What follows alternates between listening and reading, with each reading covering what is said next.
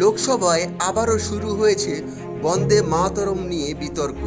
কিন্তু আমরা কি ভুলে যাচ্ছি এই গান, এই সুর, এই দেশের আত্মা আমাদের বাংলার মাটিতেই জন্মেছিল।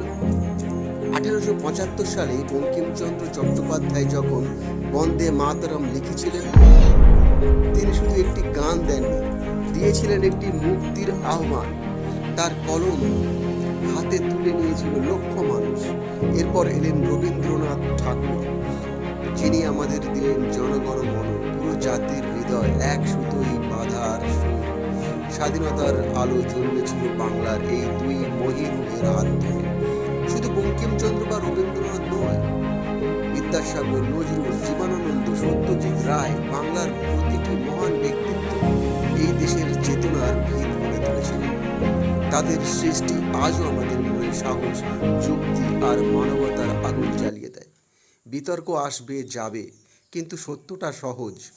ভারতের ইতিহাসে বাংলার অবদান অনন্য। আমাদের সাহিত্য, আমাদের সুর, আমাদের চিন্তা এই দেশকে বারবার পথ দেখিয়েছে। বাংলার গর্ব কখনো মুছে যাবে না। আর বন্দে মাতরম এই শুধু গান নয়, এক অমর অনুভব।